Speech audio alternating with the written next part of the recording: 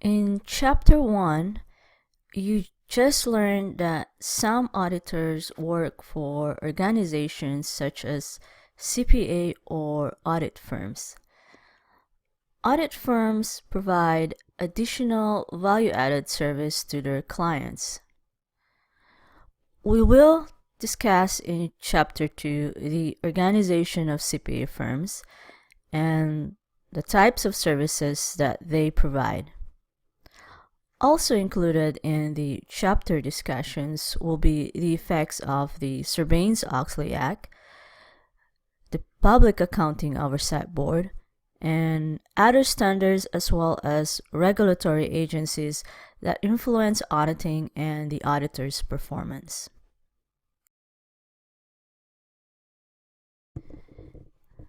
At the end of Chapter 2, you should be able to do the following. You should be able to describe the nature of CPA firms and what they do. Be able to describe the structure of CPA firms. You should be able to understand the role of the Public Accounting Oversight Board and the effects of the Sarbanes-Oxley Act on the CPA profession. Be able to summarize the role of the Securities Exchange Commission in accounting and auditing. You should also be able to describe the key functions performed by the AICPA. Be able to understand the role of international auditing standards and their relation to the US auditing standards. You should be able to use the US auditing standards as a basis for further study. And lastly, you should be able to identify quality control standards and practices within the accounting profession. So what is the nature of CPA firms and what do CPA firms do?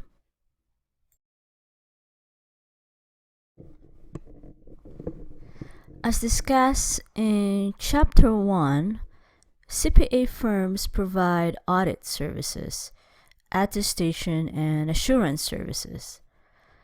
Certified public accounting firms also provide additional services such as accounting and bookkeeping services, management consulting, and risk advisory services. Although the Sarbanes-Oxley Act and the Securities Exchange Commission restrict auditors from providing many consulting services to public company audit clients, audit firms are not restricted from providing consulting to private companies and public companies that are not audit clients.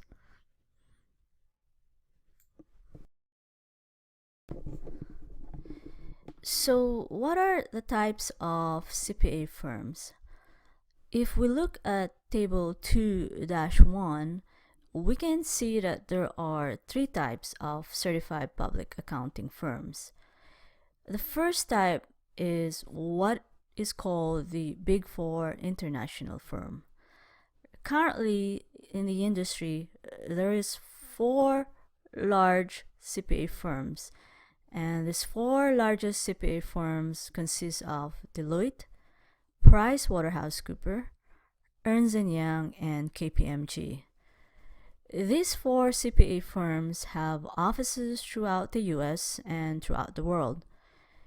The Big Four international firms are usually engaged to audit nearly all of the largest companies in the US and worldwide.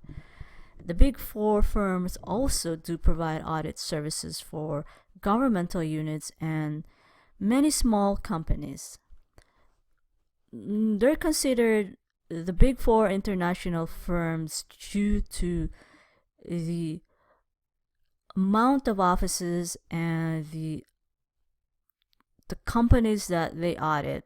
You will find these Big Four international firms not just in the US but all over the world.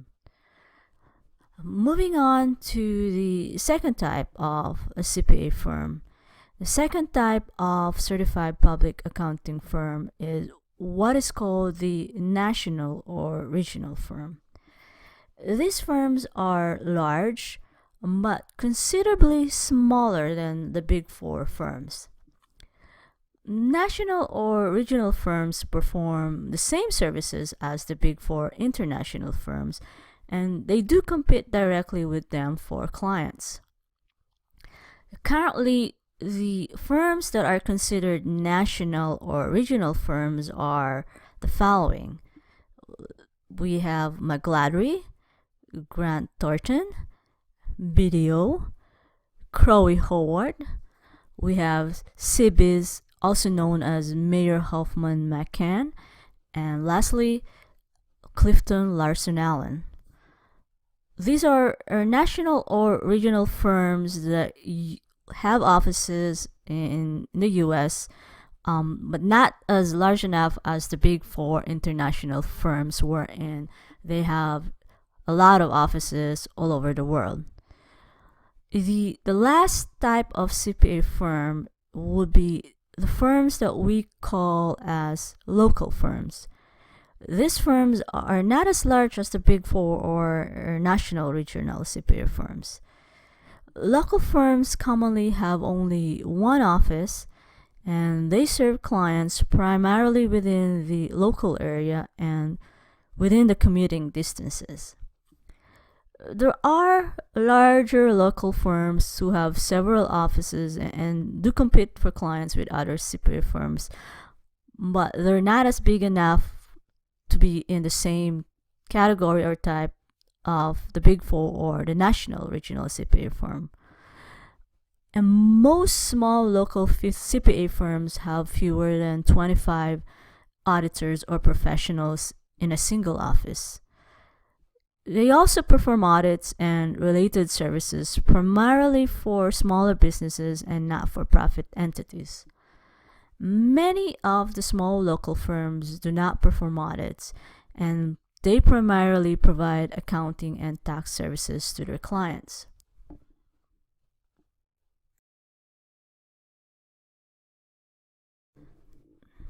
Having discussed the different types of CPA firms, the next question you probably want to know is, what is the structure of certified public accounting firms?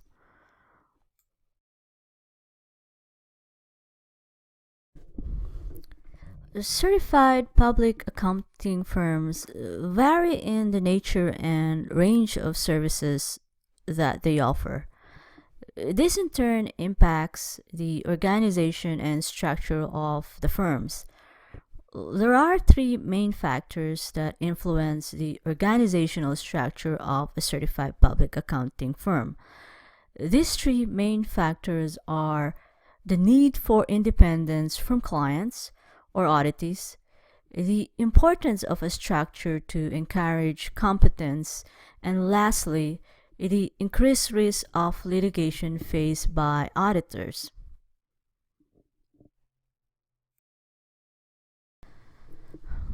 There are 6 organizational structures available to a certified public accounting firm. These structures are the general proprietorship structure, the general partnership structure, the general corporation, the professional corporation, the limited liability company, and lastly, the limited liability partnership structure. Each structure results in an entity that is completely separate from the certified public accountant owner, with the exception of the general proprietorship structure. Only firms with one owner can operate under the proprietorship structure.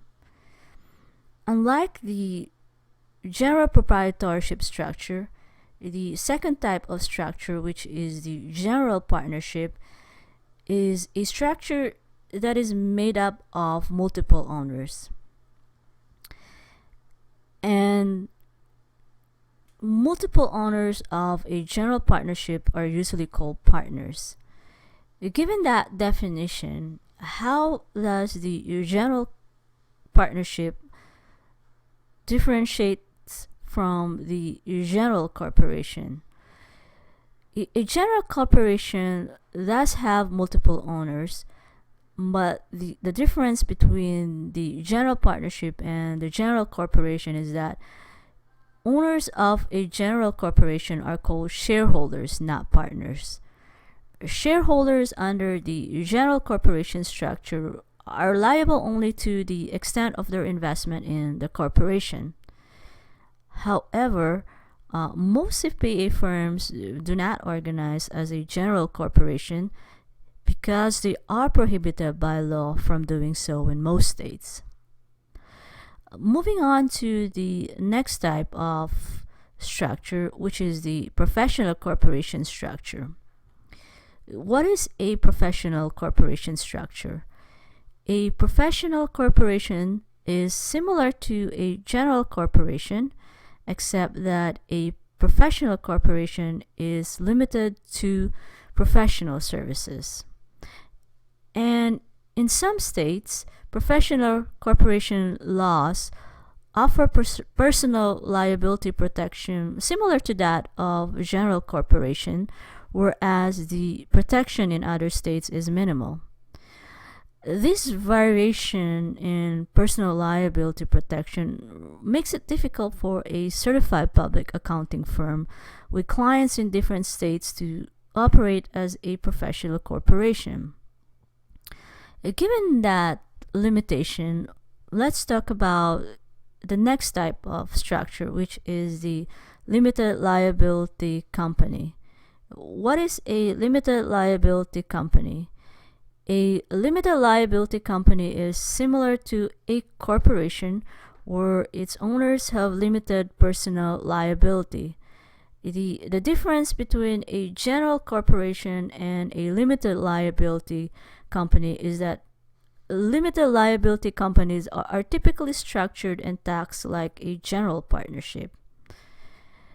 And the last structure that I want to talk about is the limited liability partnership structure. What differentiates this type of structure from the other structures that we have talked about? The limited liability partnerships are structured and taxed like a general partnership, but the personal liability protection of a limited liability partnership is less than that of a general corporation or a limited liability company. What this means is that a partner of a limited liability partnership is personally liable for the partnership's debts and obligations, the owner's own acts, the acts of others under the partner's supervision.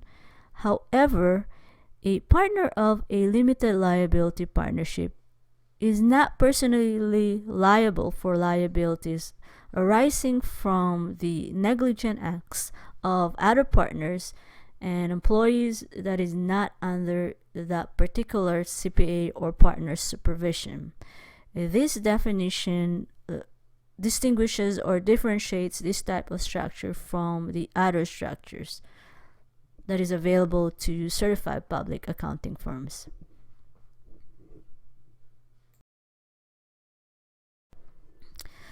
In a certified public accounting firm, you will find that there are various levels or classifications depending on the experience and responsibilities of each CPA or accountant within that firm.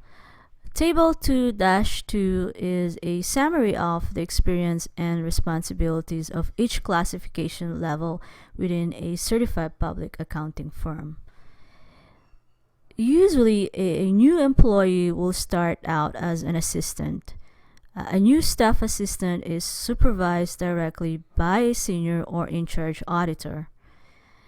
A senior or in-charge auditor reviews the work of the assistant together with the manager, or senior manager, and the partner. A manager usually helps the in-charge auditor or senior plan and manage the audit. He or she may be responsible for more than one engagement at the same time. In addition, A manager works with a partner of a certified public accounting firm in managing client relations. So what is a partner of a CPA firm? A partner is an owner of the firm. He or she reviews the overall audit work and is involved in significant audit decisions. A partner serves the client and ultimately is responsible for the audit. The auditing profession is affected by numerous and various legislations. One of those important legislation that has significantly impacted the auditing profession is the Sarbanes-Oxley Act. Given that, what is the role of the Public Company Accounting Oversight Board? What are the effects of the Sarbanes-Oxley Act on the CPA profession?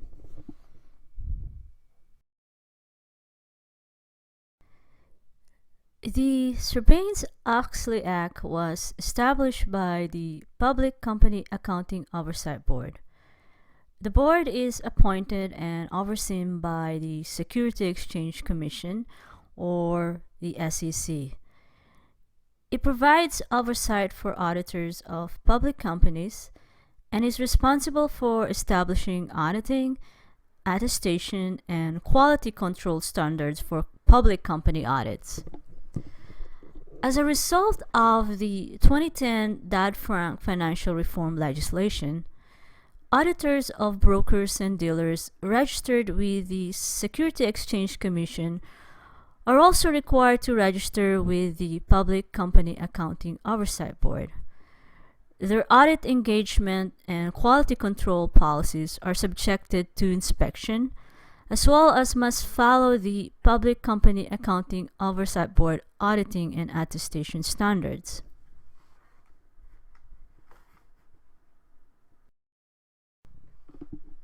What is the role of the Securities Exchange Commission in accounting and auditing?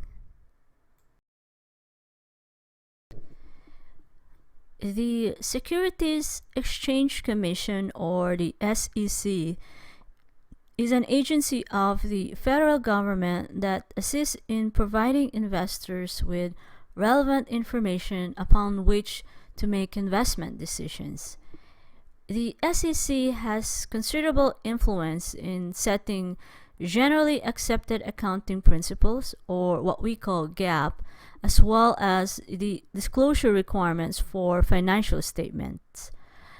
The authority for specifying requirements considered necessary for fair disclosure to investors gives the SEC the power to establish rules for any certified public accountant associated with audited financial statements, statements that are submitted to the Securities Exchange Commission. The Securities Act of 1933 requires most companies planning to issue new securities to the public to submit a registration statement to the SEC for approval.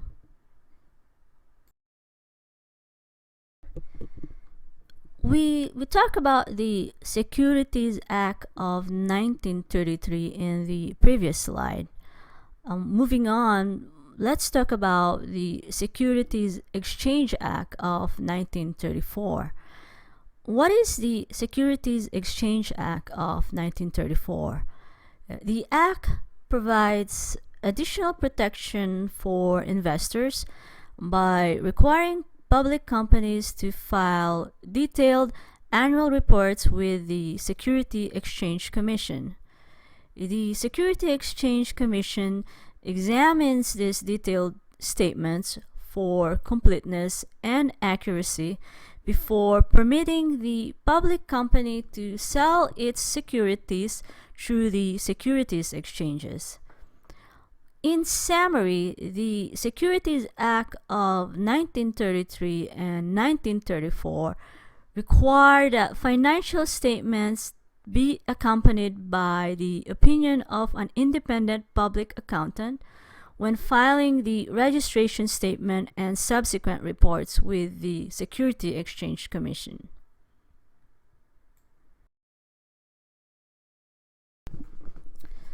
Several reports required by the Securities Exchange Commission are of interest to auditors.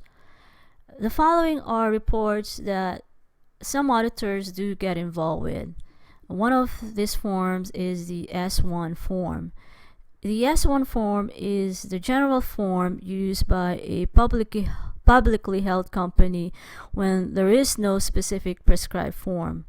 This form must be completed and registered with the Securities Exchange Commission when a company plans to issue new securities to the public. The other form is the Form 8K. The Form 8K is filed to report significant events that are of interest to investors, such as the change in officers or directors in a publicly held company. The other type of form in which auditors do get involved with is the Form 10K.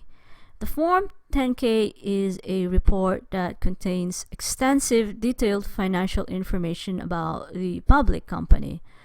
This report must be filed annually within 60 to 90 days after the close of each fiscal year. And the last of the important reports in which the auditor do get involved with is the Form 10Q. The Form 10Q is a quarterly report filed by all publicly held companies. The report contains certain financial information and requires the auditor to review the financial statements before the public company could file with the Securities Exchange Commission. Any certified public accountant dealing with publicly held companies is expected to be knowledgeable with the Securities Exchange Commission requirements, which are set forth in the Commission's Regulation S-X, as well as be knowledgeable with the Accounting Series releases and the Accounting and Auditing Enforcement releases.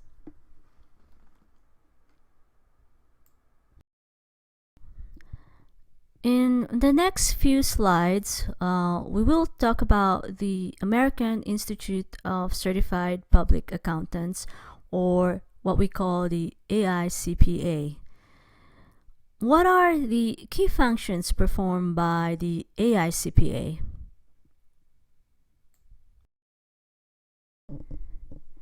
The American Institute of Certified Public Accountants, or AICPA, is the national professional organization for certified public accountants.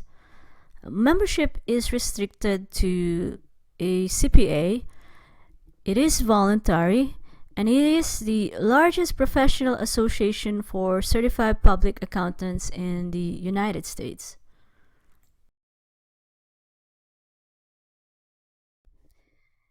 The American Institute of Certified Public Accountants sets the standards and rules that all members and other practicing CPAs must follow.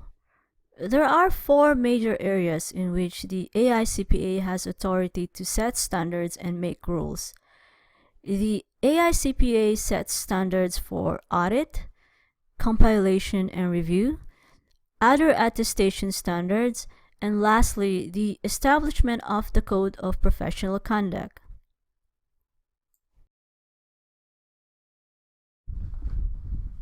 The Auditing Standards Board of the American Institute of Certified Public Accountant issues auditing standards called the Statements on Auditing Standards, or SAS, and these standards apply to all audit engagements not covered by the Public Company Accounting Oversight Board standards. On the other hand, the Accounting and Review Services Committee, this committee issues the statements on standards for accounting and review services. These standards apply to preparation, compilation, and review services. The statements on standards for attestation engagements. These standards apply to assurance on non-financial information. Attestation standards will be covered under Chapter 25 discussions.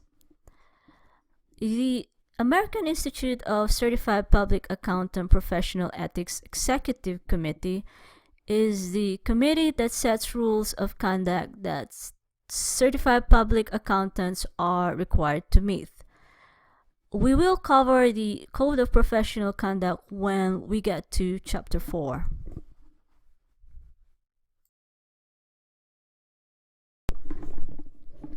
In addition to setting standards, the American Institute of Certified Public Accountants performs other functions for CPAs.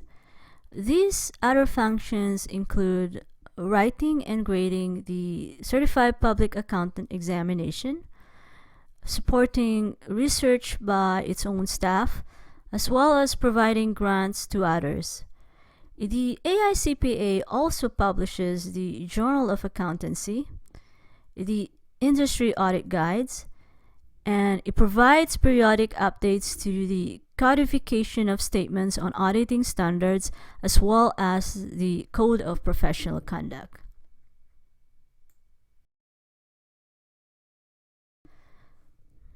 We've talked about the American Institute of Certified Public Accountant and the related U.S. auditing standards that it sets.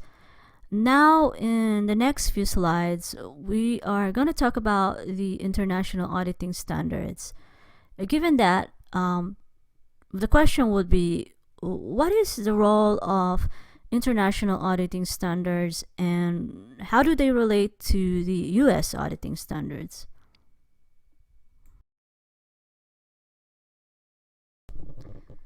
First, let us define what auditing standards are.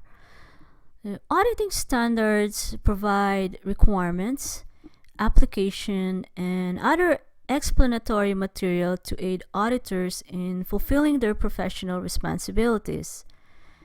The International Auditing and Assurance Standards Board, they work to improve uniformity of auditing practices and related services throughout the world. And the way they achieve this is by issuing pronouncements such as the International Standards on Auditing.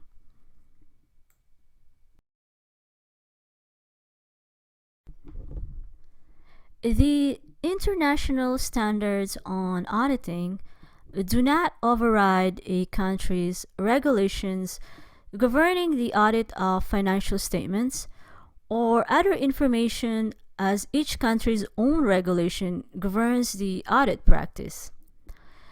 However, U.S. standards are mostly consistent with international standards, except for certain requirements that do reflect unique characteristics of the U.S. environment.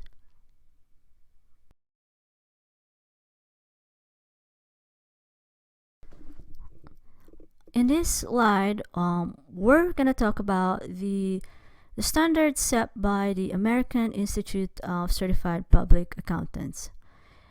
Auditing standards for private companies and other entities in the United States, as we have previously said, is established by the Auditing Standards Board of the AICPA. These standards are called Statements of Auditing Standards.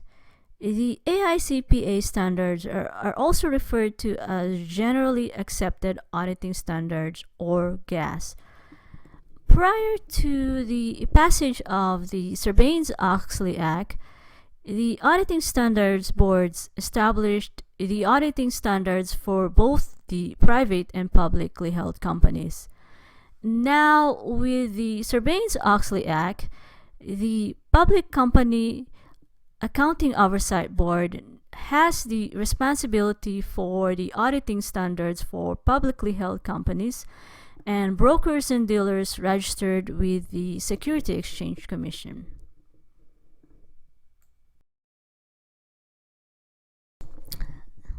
Initially, the Public Company Accounting Oversight Board adopted the existing auditing standards established by the Accounting Standards Board of the American Institute of Certified Public Accountant as an interim standard for publicly held companies. In addition, the Public Company Accounting Oversight Board thus considered international standards when developing new standards. The Public Company Accounting Oversight Board standards, these standards apply only to the audits of U.S. public companies and brokers and dealers registered with the Securities Exchange Commission.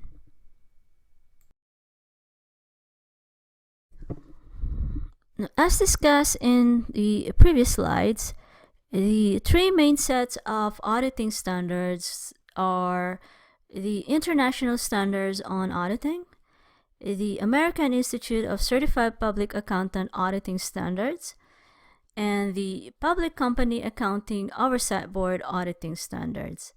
In this slide, we have Figure 2-1, and Figure 2-1 shows the relationships among the three main sets of auditing standards. In addition, it provides us a summary of the applicability of each standard. Figure 2-1 is also on page 33 of your textbook, and as a student, I recommend that you go through this Figure 2-1 again after the class discussion or video presentation to get a better understanding on the relationship among the three main sets of auditing standards.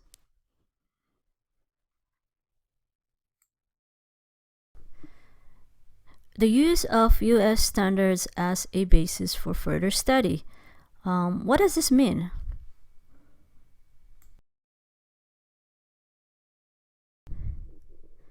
The Auditing Standards Board issued a preface to the Codification of Auditing Standards containing the principles underlying an audit in accordance with the Generally Accepted Auditing Standards, or what is called the principles.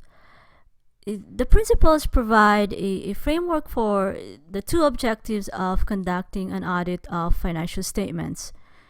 The first objective is to obtain reasonable assurance about whether the financial statement as a whole are free from material misstatement, whether it's due to fraud or error. And the second objective is to report on the financial statements and communicate as required by generally accepted auditing standards in accordance with the auditor's findings.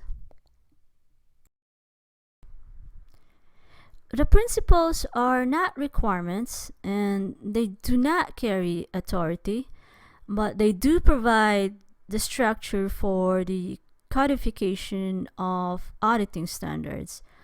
The structure is organized around the following principles: the purpose of an audit, the personal responsibilities of the auditor, the auditor's actions in performing the audit, and lastly, the auditor's reporting.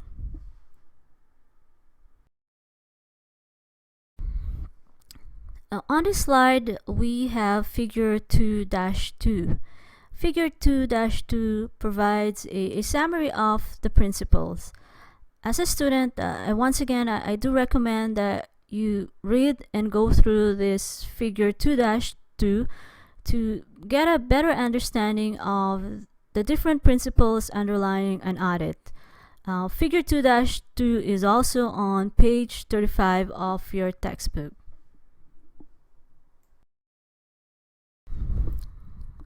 The first principle underlying an audit is the purpose of an audit. The purpose of an audit is to provide financial statement users with an opinion issued by the auditor on whether the financial statements are presented fairly in all material respects and the financial statements is in accordance with the applicable financial reporting framework. The second principle involves the auditor's responsibilities. As for the auditor's responsibilities, it highlights the importance of the qualities that the auditor should possess, such as the auditor having the appropriate competence and capabilities, the auditor being able to comply with relevant ethical requirements, and the auditor being able to maintain professional skepticism as well as being able to exercise professional judgment.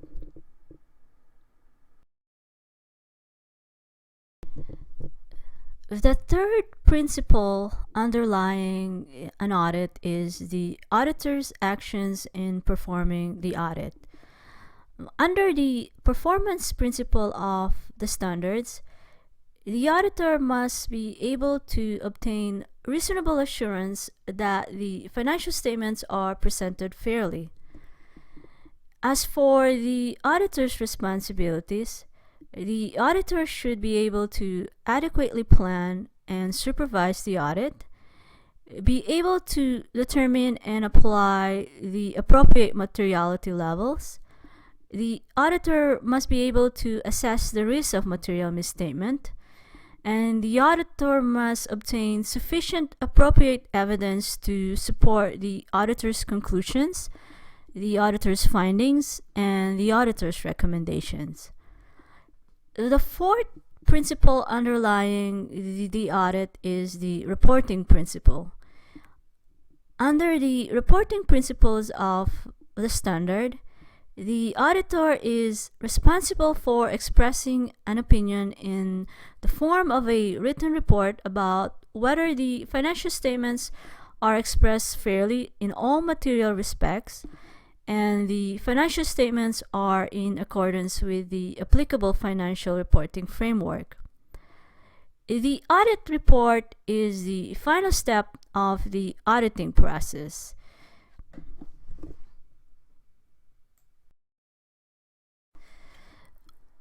We've talked about the principles underlying audit as well as the auditing standards that an auditor must comply with. With that, how does one distinguish a principle versus an auditing standard? And how are the standards classified and how are they identified? The principles underlying auditing standards are too general to provide a meaningful guidance, and so auditors turn to the statements of auditing standards issued by the American Institute of Certified Public Accountant, as well as the auditing standards issued by the Public Company Accounting Oversight Board for more specific guidance in relation to their audits. Classification of the statements on auditing standards issued by the AICPA. The way the classification is done, a statements on auditing standards number identifies the order in which the standard was issued in relation to other statements on auditing standards. A AU-C number indicating its location in the codification of auditing standards of all statements of auditing standards is another classification that is being used by the AICPA. Both classification systems are currently used in practice. In terms of the standards issued by the Public Company Accounting Oversight Board, the auditing standards are consecutively numbered as issued.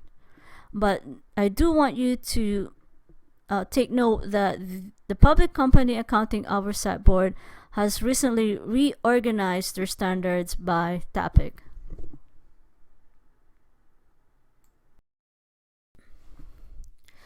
Although auditing standards provide authoritative guidance for members of the profession, the amount of guidance is limited to auditors. The American Institute of Certified Public Accountant Principles and Auditing Standard should be viewed by practitioners or auditors as minimum standards of performance. If the standard is impractical in a certain situation, the auditor is justified in using an alternative course of action, provided that sufficient appropriate evidence is obtained, and the auditor must be able to justify his or her departure from the auditing standard.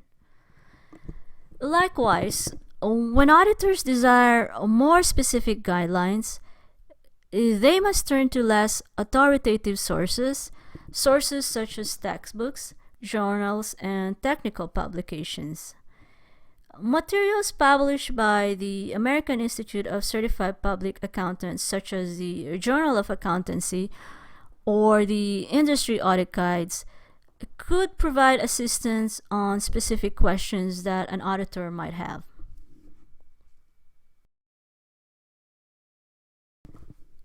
So, what are the quality control standards and practices within the accounting profession? For a certified public accounting firm, quality control includes the methods used to ensure that the firm meets its professional responsibilities to clients. These methods include the organizational structure of the CPA firm and the procedures the firm establishes. Auditing standards require each CPA firm to establish quality control policies and procedures. Quality controls are established for the entire CPA firm, whereas in contrast to auditing standards are applicable to individual engagements or individual audits. Each CPA firm should document its quality control policies and procedures. The quality control system should address the 6 elements of quality control. Table 2-3 on the next slide lists the 6 elements of quality control.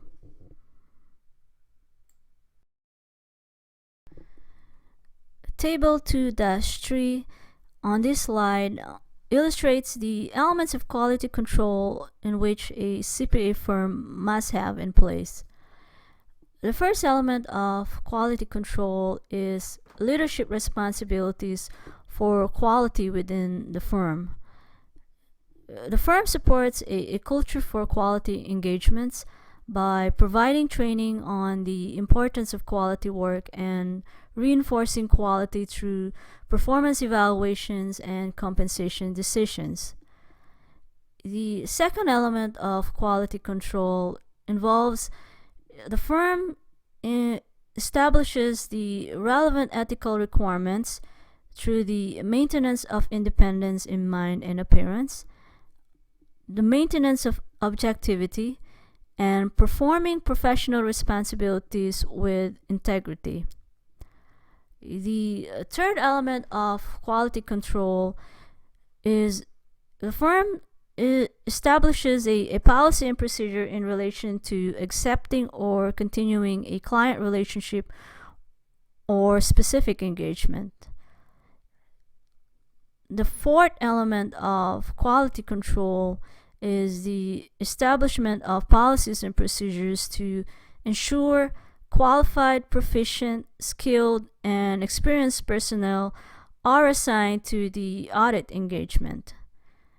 The fifth element of quality control is the establishment of policies and procedures to ensure that engagement personnel meets the applicable professional standards, legal, and regulatory requirements. In addition, the firm personnel should meet the firm's quality standards. And lastly, the sixth element of quality control that a firm must have in place is the establishment of policies and procedures to monitor the effectiveness and application of the other quality control elements.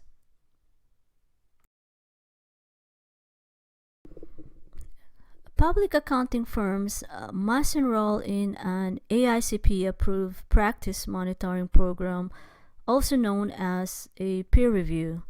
A peer review is administered by the state CPA societies. Peer review is the review by certified public accountants of another CPA firm's compliance with its quality control system. The purpose of the peer review is to determine and report whether the CPA firm being reviewed has developed adequate quality control policies and procedures, and if the CPA firm is following their policy and procedures in practice. Firms required to be registered with the Public Company Accounting Oversight Board must be reviewed by the AICPA National Peer Review Committee. The committee reviews the non-SEC portion of the CPA firm's practice that is not inspected by the Public Company Accounting Oversight Board.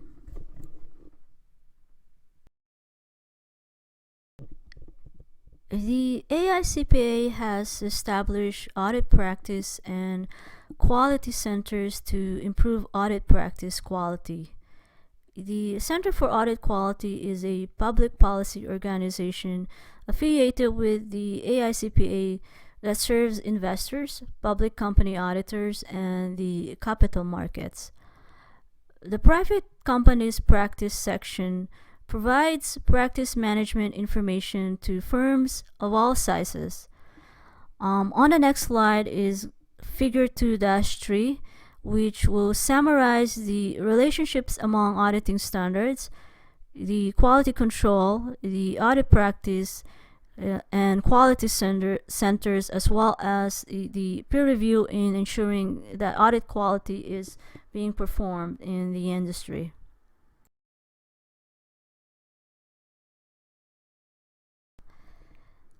In this slide, we have Figure 2-3, and Figure 2-3 shows you the relationships among auditing standards, quality control, the AICPA practice centers, and the peer review.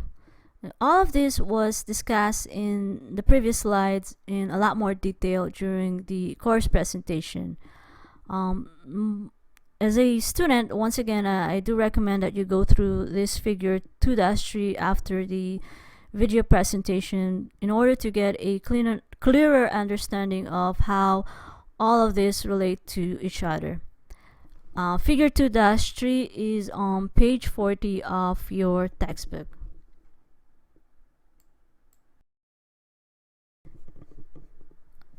Chapter 2 discussed the nature of the CPA profession and the need for CPAs to conduct themselves at a high level. The chapter summary is detailed in Figure 2-4 below on this slide, and if you go to page 41 of your textbook, you'll find Figure 2-4 as well.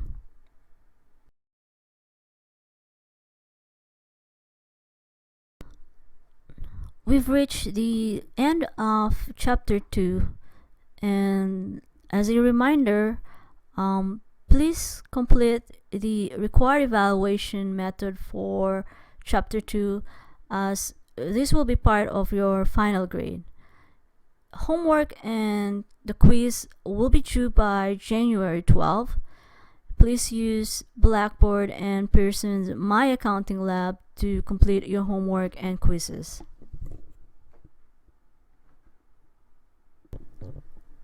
You have reached the end of the course presentation for Chapter 2. Please access the video for Chapter 3 for the next presentation of the course.